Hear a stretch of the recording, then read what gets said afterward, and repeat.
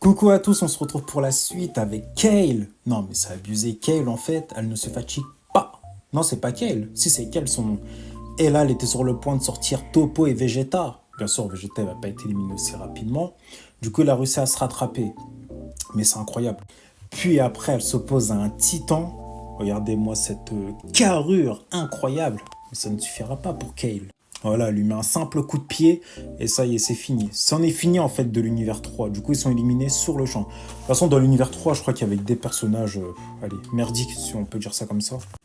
Et étonnamment, bah, Caulifla, en fait, elle est contente de ce qu'elle voit. Elle n'est pas jalouse en fait de Kale. Elle est contente.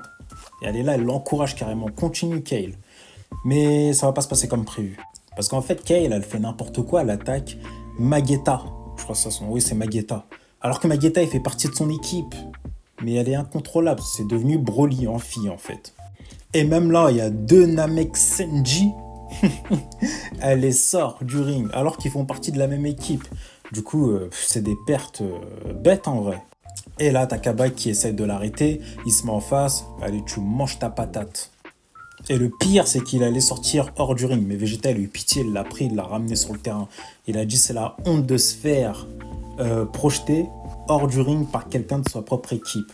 Tu vois. En fait, il refuse que Kaba il meure comme ça. Il meurt. Qu'il perde comme ça, si tu veux.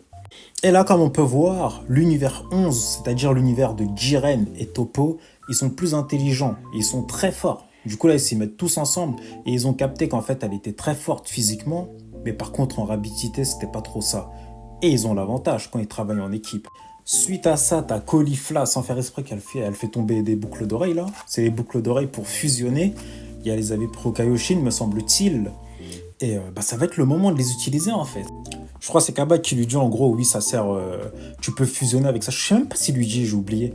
Je crois pas qu'il lui dit. Mais bref, en tout cas là, go fusion. Du coup, ils foncent sur Kale pour lui mettre une boucle d'oreille. Il a dit à Caulifla d'en mettre une autre. Mais forcément, ils vont lui barrer la route en fait. Et à un moment donné, elle se fait projeter, Kale. Et là, t'as Kaba qui saute, qui met la boucle d'oreille et qui sauve Kale. Et c'est comme ça qu'il perd forcément Kaba, mais bon. Il a fait un geste héroïque.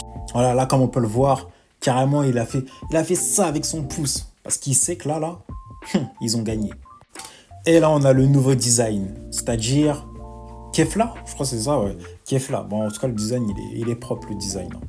Et bah, ils ont tout misé sur elle, hein, parce qu'il reste que elle, en fait, dans l'univers. Parce que vite, il est sorti, il est off. Du coup, on va voir ce que ça donne la suite. Hein.